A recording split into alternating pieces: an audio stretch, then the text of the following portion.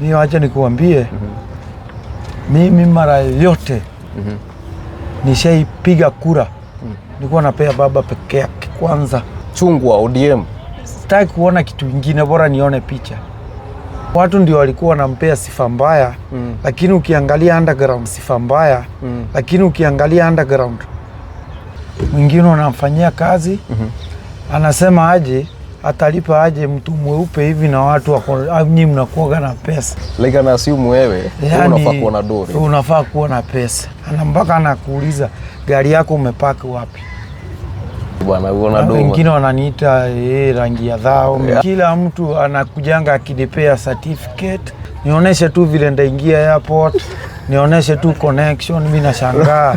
Usiangalie rangi, usiangalie sura. Beba mtu vile alivyo, wachana na mavazi, wachana na chochote. Inaweza kuta amebeba gunia na anaishi maisha mzuri na mwenye zaidi ya mwenye amevaa suti.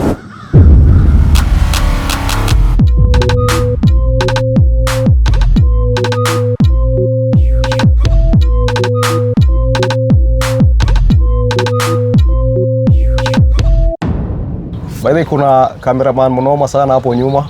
Anaitwa Fidel. Fidel uko fiti? Wave kidogo. Sasa. Haya. Hello guys, my name is Isra Acid. The show ni ASAP G. G for Game Growth Greatness. Na leo niko na mgeni hapa. Nataka ajitambulishe, atuambie ni nani na tuendelee hivyo pole pole. So cha kwanza nashukuru Mungu kwa kunipea nguvu mpaka sauti. Nice. So sasa mimi kwa majina watu wananiita majina mengi. Majina uko nazo? Mwenye anaita mzungu, kuna Mwarabu, kuna wengine mzungu wa Kware, kuna wengine wananiita mzungushe. Nice.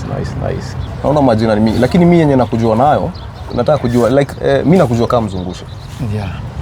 Hiyo jina umetoka wapi? Hiyo jina ni kulingana tu na sura hiyo tu. Sura manzi. Sasa lazima ungepewa jina kama hiyo. Ushaipata msee anakuambia unafanana na mtu ama unafanana na celeb fulani? Sasa ni wengi pia wananiambia hivyo. Ile tu wananifananisha na watu wengi. Sasa hapo kwa kukumbuka na kuangalia, hata mimi mwenyewe nachanganyikiwa kidogo. Wewe unafanana nani? Labda Mombasa tu ni wengi. Okay.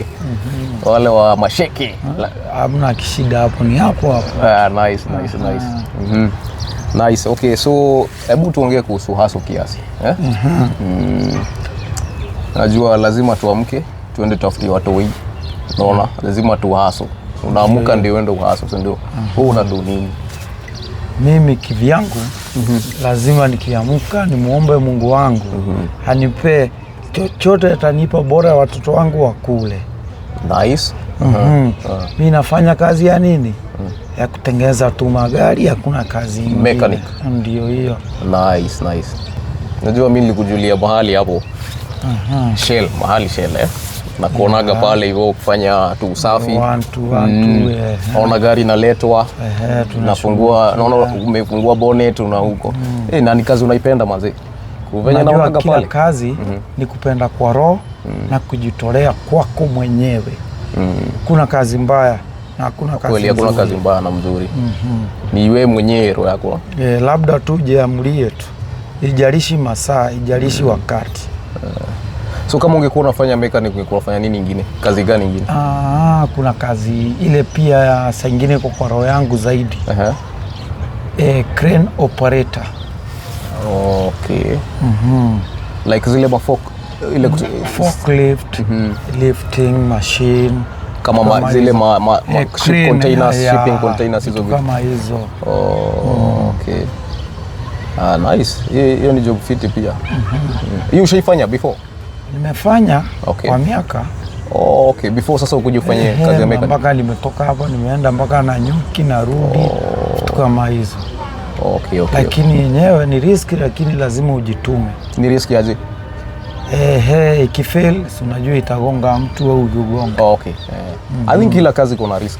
Yeah. Kila kazi kuna risk. Yeah. Mtu anafanya kwa chef anaweza chomeka na supu moto. Hata wa kinyozi kumbe anaweza test kinyozi ukuta iko na shock imwangushe chini. Anapigwa na shock. Ndio hiyo. Haya, hebu ngulize kwa hapa hivi tukiongelea story ya job ya mechanic. Nini ukufurahi? Ni scenario gani ushaipata imekuwa challenge sana wakati unafanya job ya mechanic? Yaani ama ushaijikuta kwa story fulani unakuta ndio umeletwa gari ndio hiyo ikakusumbua kabisa. Sawa pia. Hii kazi yetu pia ni ngumu. Na saa zingine pia inategemea na client wako, anaweza kuangalia kwa sura. Pia anze ni kama amwelewani, yani like anakuangalia like nani wanamtengenezea then like yeah. Lakini kuna wengine pia akikuona tu hata kiguzo na mwingine hata kiguzo na mwingine nataka tu wewe ndio unatengeneza. Ndio hivyo eri hata nikuwa off nipigiwe simu. Okay. Na by the way kunakuwa na nini na ama client sumbua wengi sana. Mwingine unamfanyia kazi anasema aje atalipa aje mtu mweupe hivi na watu wako nyinyi mnakuoga na pesa ambao umejitolea. Hiyo ni challenge. Hiyo ni challenge. Sasa hiyo ndio challenge mingi huwa tunapata. Okay. Like ana assume wewe unafaa kuwa na dori. Unafaa kuwa na pesa. Mpaka anakuuliza gari yako umepaki wapi? Kuna wakati utafungua kitu kumbe kuna mwingine alifanya akaona itakatika, sasa akamwambia iwezi. Sasa ukifanya unakuta wewe ndio umevunja, sasa wewe ndio unaharibu. Ndio hiyo sasa unagaramika. Sasa utatoa do itabidi ndavunja aje glasi yako alafu nikose kulipa. Hiyo ni noma. Mtu amekuletea nini? Kumbe ilikatalia mbali. Kwa hivyo kuna mtu aliharibu akasema iwezekani, peleka mahali pa fulani hivyo. Sasa wewe ndio unapatikana, wewe ndio kuna shida. Ndio hapo sasa makosa yako. What is your dream? Ama unajiona wapi from penye uko saa hii maybe 5 years to come? Mimi lazima ndaomba Mungu wangu kulingana na roho yangu anifanikishe watu wetu, watoto wangu wasikaje kula shida. Anipe hekima aweze kunipeleka mbele zaidi ya mahali niko. Pia nashukuru mahali nipo. So kama for example penye uko sasa unadu history unafanya mechanic. So unaona unaiona wapi nini in the next 5 years hivi? Haya, Mungu akanipa uwezo. Naweza jaribu pia nifunze vijana wengine kazi kama hiyo. Yani waweze kujikimu kwa maisha, waachane tu na miadarati, waache kukaa idle. Manake ukikaa idle ndio manake sasa unaona uhalifu inaingia kwa duniani, crime manze. So unakuwa like unaweza kuwa mentor. Yeah. Unaweza kuwa mentor kwa wase wengine. Juu vijana manze wamepotea like wanadai mentorship. Yeah. Una handle aje life sahi? Unajua life inakupelekaje manze? Yani life inakupelekaje? Life ni vile wewe mwenyewe umejitakia. Huwezi taka kuishi nyumba ngiri 20 wakati unapata shilingi 10,000 kwa mwisho wa mwezi. Wewe mwenyewe ndio utajipanga na maisha yako na kulingana na bidii yako. Hapo Mungu ndio atakutafutia kwingine kwa kuishi vile ulikuwa unataka. So unaishi in reality manze.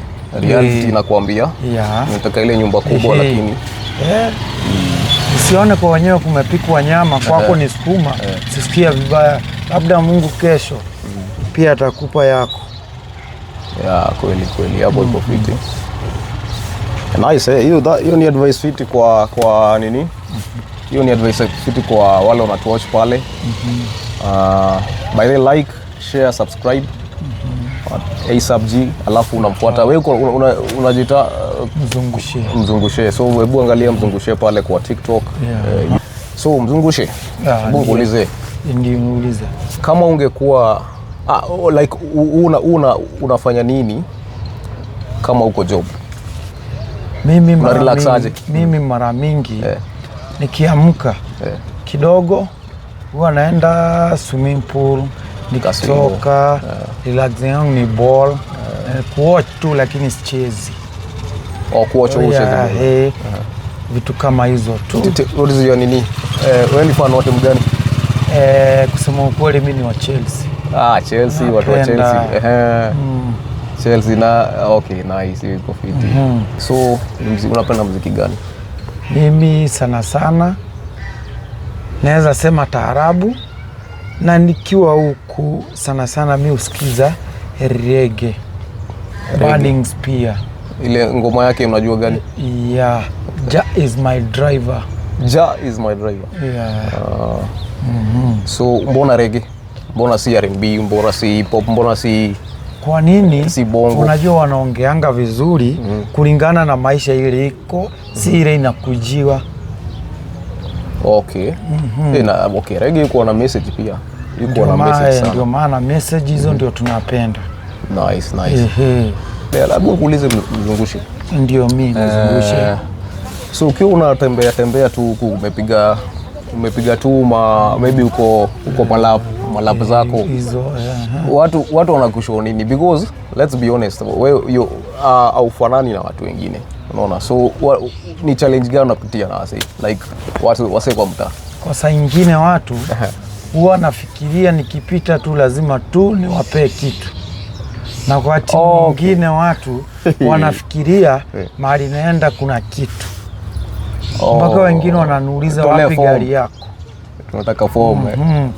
Ila tu kwa uwezo wangu kuna wale siachangi. Kama ni chakula mimi ndakupea, kama sina nakwambia ukweli. Okay. So probably watu wana expect. Wakiona kala tu basi pesa iko. Bwana unaona dogo. Wengine wananiita rangi ya dhao. Rangi ya dhao. Hii inakuchukuliaje? Unaibebaje hiyo rangi ya dhao? Unajua inalingana Mungu wako alikuumba na roho inakaaje. Kuishi na watu waje. Inafaa sasa. Wewe mwenyewe ndio unajikontrol, usikubali kontroliwa na watu. Hiyo rangi ya dhao. Hiyo ni naona unaambiaje? Nawaambia yenyewe kwa kweli ile niko nao ndio iko. Kama mtu akula moja hapa, hata kama ni mtura nini, mimi niende kwangu basi. Hakuna mtu akwambia manze si mpeleke majuu manze. Sasa wengi hapo ndio suluhisho. Twende majuu. Kila mtu anakujanga akidipea certificate, vitu zingine. Nataka visa manze. Nionyeshe tu vile ndaingia airport, nionyeshe tu connection, mimi nashangaa. Unaambia nawaambia yenyewe ngojeni, Mungu akipenda tutawapea. Juu wewe una expect wa kubebeaje? Lakini mimi kivyangu, usiangalie rangi, usiangalie sura, beba mtu vile alivyo, wachana na mavazi, wachana na chochote. Inaweza kuta amebeba gunia na anaishi maisha mzuri na mwenye zaidi ya mwenye amevaa suti. So umetembea out of nini Kenya? Ama hapa huku ndani umetembea? Nimejaribu sana. Ama huku ndani within Kenya? Within Kenya? Nimeenda, hakuna mahali sijakanyaga Kenya. Serious? Peke yake mahali sijakanyaga. Hata siwezi kumbuka manake. Western nimeenda. Western umeenda? Nimeenda Nanyuki, Kambani, Mombasa, Kajiado. Mombasa umetembea huko Nimetembea kila mahali hivyo, lakini ilikuwa ni kazi. Na kokoto ukienda, tulikuwa tunaenda saa nyingine Orkaria, hiyo ni ile geothermal. Orkaria. Geothermal.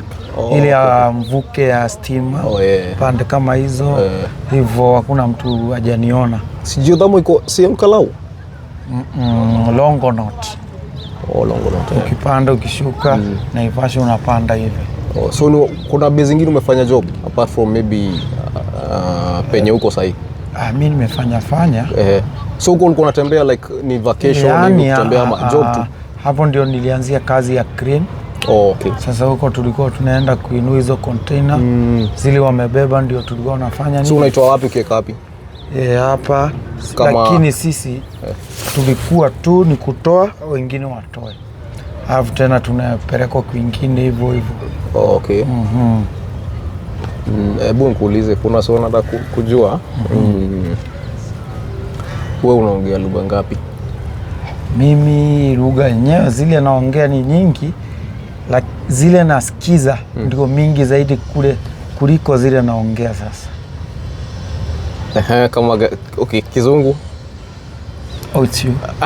How are you doing? How are you doing, man? I'm doing better. Kikamba? Yeah. Kikamba hapo ni kidogo, ni kuongelesha Kikamba. Hapo ni ngumu kidogo. So Kikamba tutoe. Kijaka? Kijaka. Nango. Hiyo sijajua nini. So mtu anajibu ber wang mangeng. Hiyo ni kumaanisha niko sawa vizuri. Na Kimasai? Kimasai tunaulizanga oro munyui. Wewe una guess hiyo? Unanipara. Munyui. Ndevu. Oro munyui. Ndevu. Na salamu yao? Salamu yao hapo ndio shida kidogo. Okay. Ndio unajua nanisalimia hivyo ndio waniuzie kitu. Naambia na wale unaona wale mawalalo kwa na manini hata upiona hapo. Unajua kwa walalo Kiislamu. Pande hiyo sasa usimuulize. Manake si uko sana hapo. Okay. Ya 1 2 3. Okay. Hebu nikuulize by the way. Dini yako unaamini nini? Religion? Mimi dini naamini ni ile Mungu mwenyewe aliumba, but mimi naamini Mungu peke yake. Wakati tu ndaelekezwa kwa dini yangu ile kwa saa hii sitasema hiyo ndio ndafuata. So uweze sema ati wewe ni Mkristo, wewe ni Muislamu, wewe ni Mwarabu? Kwa saa hizi Arabu ni Hindu, I guess. Wahindi ndio Hindu. Wahindi ni Hindu. Arabu ni Islamic. Islam. Okay, true. So wewe kuna ile kitu like ausomi Bible? Auendi church? Mimi kusoma kweli niliendaga nikiwa standard 8. Mbona uliacha? Ulikuwa unaenda church that is? Tulikuwa tunaenda ile ya shule. We makosa. Ulienda tu juu watu wanaenda. Sasa kutoka hapo lakini ukao kujua kwenda kanisa au kwingine si kumaanisha utasaidika. Usiende juu watu wanaenda. Imani yako peke yako hiyo ndio inakuonyesha njia na ndio itakwambia vile unafaa kukaa. Hivyo tu. Amini Mungu wako na ni hivyo. So unakuwa tuna Mungu anakujua yeye kivyako. Si ati tuko rende. Ndio maana unasikianga umeamka bila hata chochote, lakini kwako leo kutakuliwa nyama. Huyo ni nani? Si Mungu. Yeah.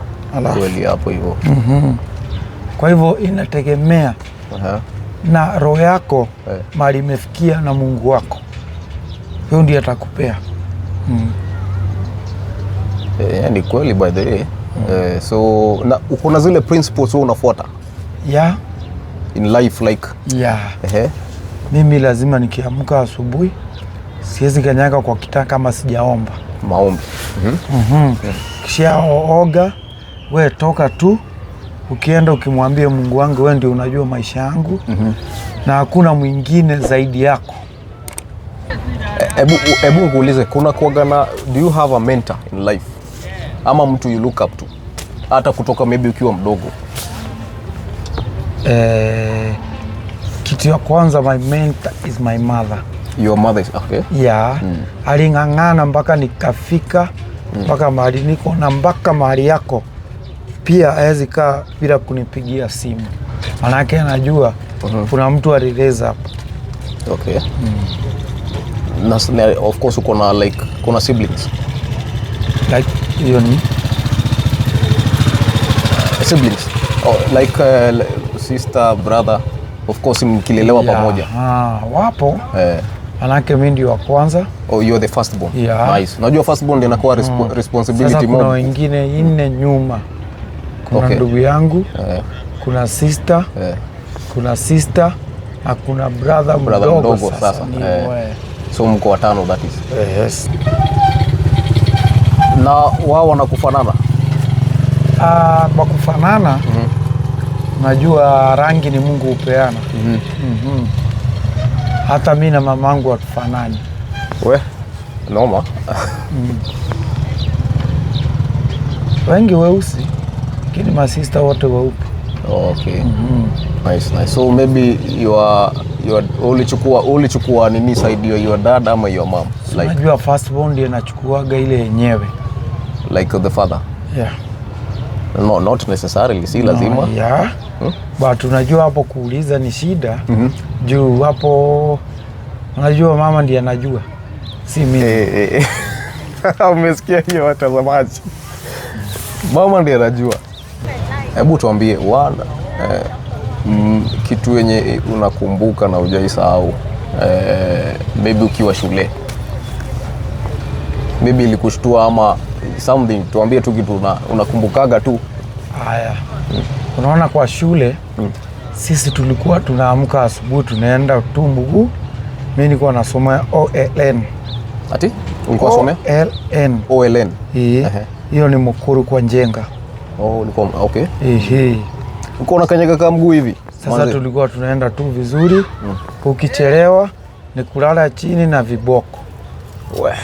Saa ingine inabidi ukichelewa unajificha. Sasa ukiingia utapigwa. Sasa hiyo ndio kitu nakumbuka mwanzo. Ndio, lakini kuna mwalimu alikuwa mmoja tu anaitwa Mr. Martin wa hesabu. Huyo peke yake akiniona alikuwa anasema wachana na ingie ndaongea na yeye. Alikuwa anakutetea. Ndio, juu anaona labda si kupenda kwangu ama ni maisha iko tu hivyo. Juu tulikuwa tunalipa hapa tano, tulikuwa tunalipa pesa kidogo sana. Ingefika hata 500 mzima. Unajua ni ya missionaries. Yeah. Sasa kuna ile missionary wanatoa. Mimi sikujua hapo. Wewe unatoa tu yako kama lakini hata mwenyewe alikuwa anajitolea. Analipa. Mwalimu. Hiyo ni noma. I think alikuwa amekucheki tu akasema acha nisaidie umuri. Kwa maana yake Mungu anaitwa Mungu. Na ukamake it na ukaondokea. Nikaondoka tu shule. Sasa ni kulea watu hii sasa. Sasa unajua ukishachukua kitambulisho sasa unajua umetoka kwa utoto umeingia into adulthood. Yeah. Hapo sasa ni ujing'ang'anie maisha yako. Ujue tu vile dunia inafaa. Kuna kitu kingine. Na sasa hebu nikuulize, najua hii ni si lazima hata ujibu, lakini ukitaka, so una watu wangapi? First born ndio huyo. First born hapo pale anaitwa Fidel, cameraman. Huyo ndio anamjua. Umeona cameraman pale? Labda wengine Mungu atanibariki wakuje. The first and only. Yeah. Okay. Nice. Naona anafanya kazi vizuri hapa hivi. Na hiyo ni kazi manzi. Watu watoshana na yeye. Kiurefu sawa, lakini kimiaka ni mdogo bado. Okay. But mimi najua ataenda mbali manzi. Najua ataenda mbali. Najua ndio kitu hiyo ndio furaha ya kila mzazi. Naona like mtoto wako ukiona ananawiri hata kama hakupei kitu na anaendelea na maisha ingine ile ukweli, pia roho yako unafurahia. Yeah. Lakini akikupea pressure utakufa mapema, unamwachia shida. Ni kweli. Fidel unasikia hizo? Haya, hiyo noma. Of course kuna ile future unamuonea tu wewe mwenyewe, like ungetaka afike mahali fulani like mimi yeye bora Mungu amsaidie. Uwezo wangu mahali mpaka itafikia, sitaki kujua ni ng'ambo ama wapi. Hiyo ndio ndampa. Kila mzazi yuko hivyo. Unataka the best. But usichagulie mtoto ile kitu. But hiyo that's a very good topic. Kuna watu force watoi kufanya vitu juu anaiona yeye na macho yake. Kama mimi nataka mtoto wangu akuwe daktari.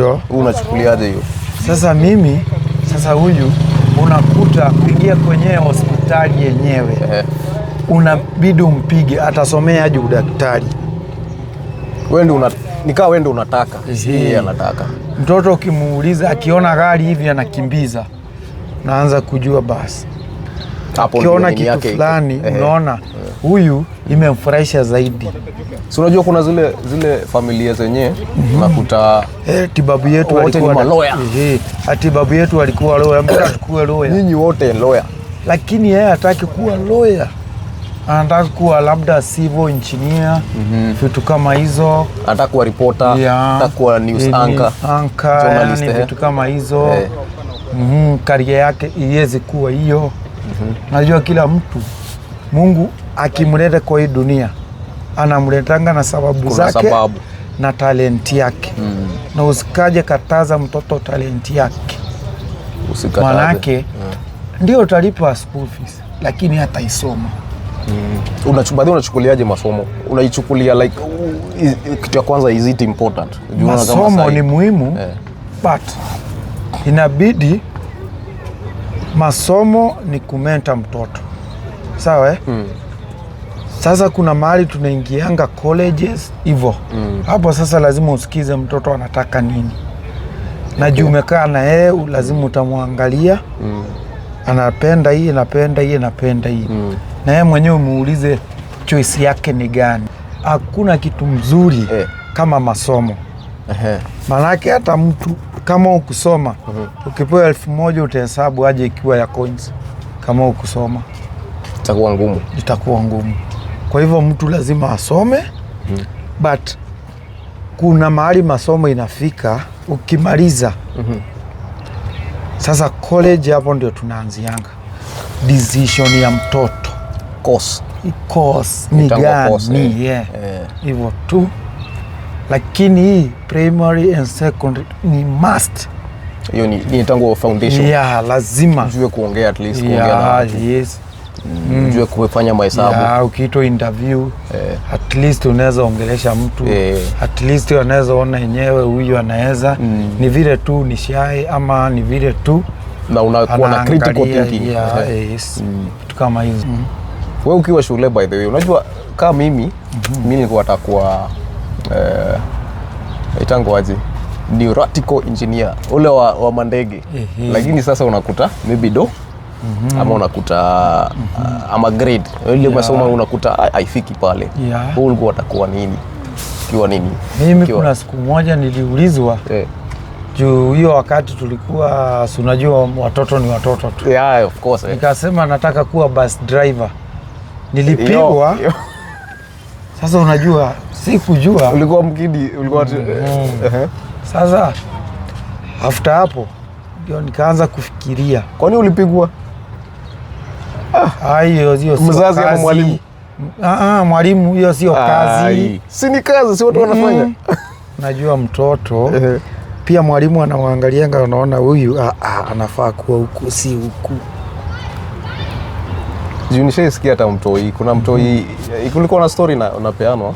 Mtoi anasema anataka kuwa karao ndio akuwa anafanya nini? Ana protect. Hapana, mtoi alisema kwa ataka ukote hongo. So na hiyo ni mbaya.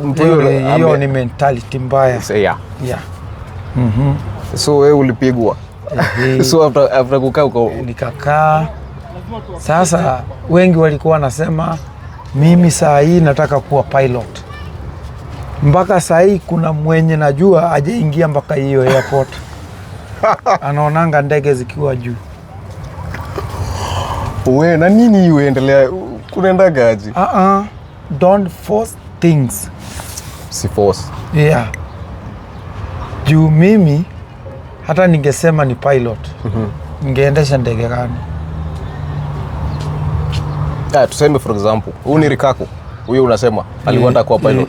Haya tuseme sahi ni Rikako, si ndio? Kuna kitu anafanya sahi. Of course. Na si pilot. Na kama anataka bado kuwa pilot, unaichukuliaje hiyo? Mtu miaka imeenda maybe. But hiyo alikuwa anaongea labda tu asipigwe na mwalimu. Si ati alikuwa na intend kufanya hivyo. By the way, mara ya mwisho alifanyia catering. Na sasa ndio anapeleka ma-event mingi kwa maharusi nini vitu kama hizo. Hiyo ndio kazi tu na ndio nimemfurahisha maisha yake yote. Na ule mwenyewe tuseme for example mtu alikuwa ako hiyo miaka na bado anataka tu kuwa pilot. Sasa unajua kuna kitu you must be a pilot but not airplane pilot. Wa aviator. Labda sasa tuseme tu hivyo juu kuna otherwise. Yenyewe ni kweli. Juu lazima uende shule. Kama shule imekataa nao. Sasa utaadmit aje mtu wako 40 years. Kweli wazi. Tena hajasoma. Sasa unataka umpeleke aviator. Ati atakuwa pilot lakini si wa ndege. Vitu zingine labda. So unakuwa into reality. Like yenyewe hapo maybe imepita. Ukipita kuna course zingine unaweza somea hata kwa 40 years and above na ikubali. Hapo ni kweli. Unaweza fanya kitu na hata ndio wewe ndio unachukua ma contracts nyingi. Sasa wewe ndio wewe. Watu wanakufuata tu, ni simu tu. Unakumbuka ukisema hakuna kazi mbaya na mzuri. Hakuna kazi mbaya na mzuri.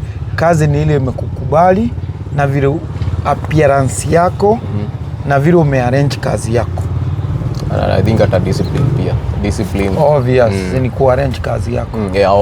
Exactly. Hiyo noma hiyo. Hebu na by the way watazamaji, tuko kwa hii time tunamuon Raila, former prime minister Raila Amolo Odinga. Hapa na tinga. Unamwitanga tinga. Ndio unamjua. RIP safiri salama. Uko unamjua aje wewe? Mimi kusema ukweli, kuna wakati campaign za ODM kama sio yeye tuko tuna survive. Juu yeye alikuwa anapeana pesa, alikuwa anakuja na chakula. Sawa Raila alikuwa anapeana do kwa ghetto. Yeye alikuwa anapeana nini? Chakula. Kwa nini? Hizo ndio za campaign. Unajua ni kwa nini? Kesho utaamka upige kura ukiwa njaa. Kitu ya kwanza hiyo ndio ilikuwa mindset yake. Na kuna wakati sisi tukiwa Sinai Lunga, kuna wakati watu wa chama walienda, kila mtu akalipiwa miezi 3 hivyo. Hapo unajua pia mzazi atakuwa na nafasi ya kutafuta chakula. Unamaanisha like watu wako kwa chama like wa mama kwa chama sawa wanakuja hivyo group wanapatiwa do. Okay. Na upewi unalipiwa. Unalipiwa nini? Rent. Unalipiwa si do. Raila kwa anapeana do. Kuna handouts. Kama ni do ni ya youth kidogo tu. Okay. Lakini hapo anaprefer kupe kama kazi. Kitu yenye itakusaidia. Ndio uweze. Kama kazi leo umekosa, kesho watoto wafukuzu kwa nyumba. Lakini ya leo na kesho mtakula, kesho kuno na kesho kutu. Umenielewa? Manze ametuacha manze tuko mahali pabaya man. Mimi I don't know, mimi naona ama uko aje, unaonaje economy? Mimi acha nikuambie. Mimi mara yote nishaipiga kura. Nilikuwa napea baba peke yake kwanza, line ya kwanza. Naipiga mara I think ni mara 4. Mara 3. Chungwa ODM. Sitaki kuona kitu kingine, bora nione picha. Kwa nini Raila? Juu kuna wakati unaona watu ndio walikuwa wanampea sifa mbaya, lakini ukiangalia underground kitu anatenda, mwenye alitendewa ndio anaona mazuri wake. Kuna kitu kingine. Inakuwaga hivyo by the way. Unajua mtu hata wenye wanasimama hata na tuseme na our president right now. Hao wanaona ako sawa. Maybe watu wako nje ndio wanaona kwa ubaya wake. Kunaendaga tu hivyo. Na mtu mzuri ndio anaonekananga mbaya. Saa ingine mbaya ndio anaonekana mzuri. Mbona kunaendaga hivyo? By the way wacha niko hii nani Karua na hiyo na Karua na baba ingekuwa combination nyingine noma sana. Hiyo na ingeweza hiyo. Hiyo nao ingeweza wallahi. hata kwa saizi ukiangalia sasa Bondo vile kuna kaa 1000 of people tayari. Hata sisi kama tuko mbali pia tunamboleza tu. Sasa hapo ndio tunashindwa. Mbona si rahisi? Mbona si rahisi? Si rahisi, si president aje akukua. Sasa hapo ndio ametuacha na kidonda. Asikuelewi hapo unamaanishaje? Ati si sahihi ama sielewi hiyo wakati yote. Hata ukiangalia umati anafaa kuwa nani? President. Lakini hapo wametuacha na kidonda kujiuliza maswali. Lakini Bondo imejaa. Uliona jana kwa hiyo stadium? Sijui stadium inajiita Ombo, kuna jina fulani ni Ombo, sijui nimesahau hiyo jina, but manze stadium imejaa. Manze jo. Hiyo ni kali. Alikuwa anapenda na wase sana. Hata sijui kama kuna leader anaweza kuwa anaweza kuwa mass crowd ka hiyo. Tulipenda but tuseme tu ya Mungu ni mengi, hatuna shida. Tutapata mwingine tu. So kumaanisha wewe ulikuwa fan mkubwa wa ODM? Follower. Sasa hivi unaona nani ndiye atakuwa kingpin?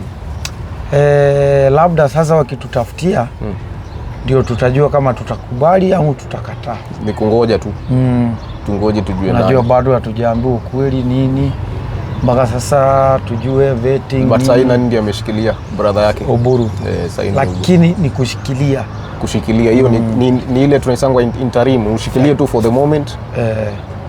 Lakini tunaweza omba tupewe kijana mdogo ndio atuongoze tena hiyo miaka ingine kabla azeeke. Nice kweli. Okay, sitasema nani ama sitataja juu ni wengi. Ni wengi. Tunaongojea tu bora tu asikuwa mzee. Akuwe kijana ndiye at least. Ndio tuendelee na. Alafu mtu mwenye ana resonate na majenzi pia. Mwenye anaweza tetea kila mtu. Hebu nikuulize. Unaona sasa mahali tuko naona ni kama mambo ya politics imechange. Even mpaka venye sasa kama kila mtu kuna simu sasa hii. Gen Z na ndio unachukuliaje historia ya Gen Z? Gen Z ni vile tuanze tu Kibaki ndiye alileta nini? Wakati Kibaki aliingia sasa hapo ndio ilianzia maneno na simu na nini na nini. Ndio tukaanza kuona hii technology. Siku hizi wanaita teknolojia na cheki kitu kama hizo. Yaani wakaanza kujionea mtu anaweza soma kwa simu nini mpaka unakuwa upgraded hata kama hujamaliza shule vitu kama hizo. Yaani unakuwa uko na clue chenye unaenda na chenye unaweza taka na chenye unaweza penda hivyo. I think simu zimekam zikachange technology Sasa hii makamera ziko kila kona, kitu ikifanyika ina trend na zamani ungeona hiyo tu. Na Uhuru alikuja akaisupport. So na venye unatekaje historia ile protest ili happen na venye wanasukuma hii gava. Vijana wanasukuma gava mbasa na Gen Z. Utaambiwa kwako hakuna chakula ambao umeona kuna unga na kuna mafuta na kuna mchele hapo. Mama akwambie ukuli, utafanya nini? Utazua ama utoke tu uende. Utatoka uende wapi? Na hapo ndio kwenu. Basi utazua. Itabidi tu mulete shida mpaka mpikiwe tukule. So hiyo ndio scenario unaiona sasa? Hiyo ndio kitu tu. Gen Z waizi toka country ati waende ingi. Ni hapa. Kuna Gen Z wanaishi wapi? Si Kenya? Wanaishi huku. Halafu unajua hawana means ati kutoka sijui waende waishi countries zingine. Kuna wale pia wako na uwezo lakini unaambiaje mtu akate passport akazi US ambaye ajui kazi atafanya. Yeye anajua tu Kenya. Anajua Kenya na akoshua anaona kila trending. Naona pesa ina flow lakini imfikii. Tafanya nini wewe? Unaona tu watu wanaishi tu maisha tu ya huku juu. Na wewe ulisoma vizuri. Sasa unashindwa mbona nisifike hapo hivyo. Sasa hiyo ndio machungu ya Gen Z, si machungu ingine. Hawana ubaya na mtu. Hawana ubaya hata. Ile kitu tu wanafanya ni kutotaka kutetea tu haki yao, wapate chakula na waone wengine wamesaidika pia. Wale pia wajasoma waendelee kusoma. Juu kila kitu imekuwa mbaya bana. Imekuwa mbaya. Nile hatuwezi taja, unajua mimi sina lawyer. Mimi sina lawyer mimi. Sina lawyer. Mimi sina. So tunaisemea mbalimbali. Lawyer wangu unajua ni Mungu. Mungu mwanzo. Sina mtetezi. Umesema vizuri kabisa. Mungu ndio lawyer sasa hivi. Jue niko moto sana. Haya, acha turudi sana kwa mambo ya mambo ya entertainment kidogo. Ni celeb gani hapa Kenya unatambua sana, either muziki ama comedy?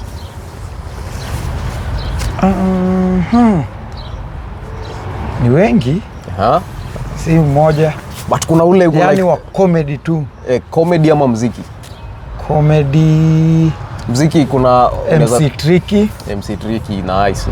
Hiyo lazima tu juu anaongeanga akimaanisha lakini hamaanishi. Anatumia sarcasm ama? Yes. Akimaanisha lakini hamaanishi.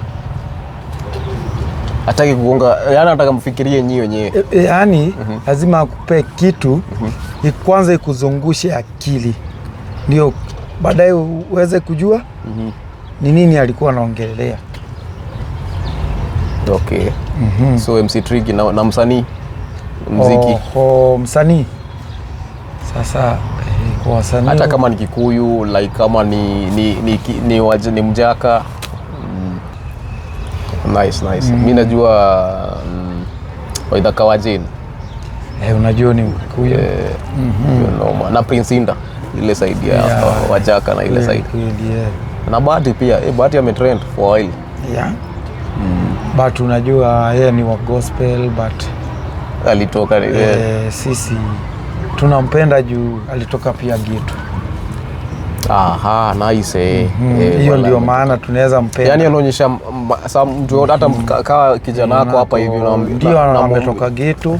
But anaweza kuwa mtu mwingine, anaweza ishi kwingine na kuwa mtu mwingine na badilisha maisha ya watu. Unanielewa? Umetoka hood. Na alafu unarudi unasaidia. Obvious. Juu wale wana shoot video zake. Wale amepea watu kazi. Wameandaa hapo nini ndio ngoma ishutiwe. Unajua hiyo ni kazi pia. Ni kazi amecreate. Unajua kuna mtu amepeleka unga kwake na iko. Kweli. Hebu ni hapo kuna swali ninakuaga nayo. Sasa hii useme mtu aomoke na umetoka maybe umetoka kwa Geto. Ground. Uomoke. Uende sasa useme kama Lavington. Karen nini. Ama uju prefer mtu aendelee kukaa huko ama aende. Nasema for example uomoke sasa hii. Mungu akubariki uomoke. Unaonelea ni mzuri mtu aendelee kuishi hapo na wale wengine bado wajaomoka, hawajapata nini, hawajakuwa blessed, ama uende uishi kwa mahali kuna kwa dosi? Kitu ya kwanza unajua huwezi beba watu wote wapeleke mahali unataka. Kweli? Lazima utaacha. Pia wale wanakujua, ukienda huko wanakukaribisha, wanakuambia situation ya leo ni hivi na hivi na hii wiki ni hivi. Hivyo. Like nipeane nini? Mfano tu. Mike Sonko. Unajua angeweza kusaidia watu wote wa Kenya. Kweli? Ukiona akitoa magari zinaitwa rescue. Ile za Sonko rescue team. Kama mtu amepatikana na msiba, nimeona hiyo kakari. Anaenda na anawalipia na amesaidia sana. Anaenda akiona mahali kunikubaya. Anafund na anaenda tu. Yani hiyo ndio kusema si lazima niishi Runda na nisikuje Geto. Pia lazima ndaishi Geto, bado niko Runda. Uko Runda. Juu ya privacy. Unajua shida ni moja. Suwe ni umeomoka. Ulikuwa unaishi Geto. Nyumba ni za mabati. Ulikuwa unaishi nini? Utajenga aje bungalow hapo katikati? Yenyewe huwezi. Haiwezekani, but you must be a privacy. Privacy, lakini usahau kwenye umetoka. Usikaje mahali umetoka ndio ulianzia. Usahau kwenye umeanzia. Mahali ulitoka ndio ulianzia. Mpaka mahali huko. Kwa hivyo either wewe unaenda hata mwezi unaenda utua na kuona unasalimia nini hivi ukisikia kuna kakitu karambe unatokea na unaenda tu haraka haraka. Si lazima wakuone masaa mingi, saa kidogo tu. Nice. Inatakaga hivyo. Haya, movie ni movie gani unapenda? Unaochingi movie? Sasa nikisema movie, unajua mimi nachingi movie mara mbili. Horror na ya kijeshi only. Okay, na meme. Unapenda meme gani? Meme gani yuko bamba? Meme ni hizi ma sound bites hizi zinachekesha gase. Kama unajua unacheka kwa nini? Hii ni maajabu. Like ni meme, hizo ndio meme. Sasa hapo ndio niko. Ni kama saa hii tumekutana asubuhi na mapema. Habari yako, kwani umeamuka? Unaweza ona mtu anatembea kama amelala. Hiyo ndio jibu. Ni ngumu sana. Ni ngumu, sio? Bado huko. Sasa kama si huko nafaa kuwa wapi? Okay. I think tuko sawa. Kuna kitu tumeexhaust ama kuna anything. Mwanzo nimezitembesha hizo maswali. Nimetembesha. Naona time inaenda. Wacha hiyo time. Director pale anatuambia time. But mwanzo tumeongea, umeona. Mzungushe ndio huyo hapa. Mimi naitwa Isra Acid. Na channel ajita ASAPG. Yeye atawaambia nitaweka handle zake pale, mumfuate TikTok, YouTube, Facebook, mzungushe, mfuate hapo hivyo, muoneni aje vitu zenye anafanya pale. Follow, like, share, subscribe at ASAPG. Drop your comment, sema kile unataka kusema hapo hivyo, your thoughts, alafu hit the notification bell so that I will keep you posted on the next one. Peace out. Yeah. Fiti. Salama.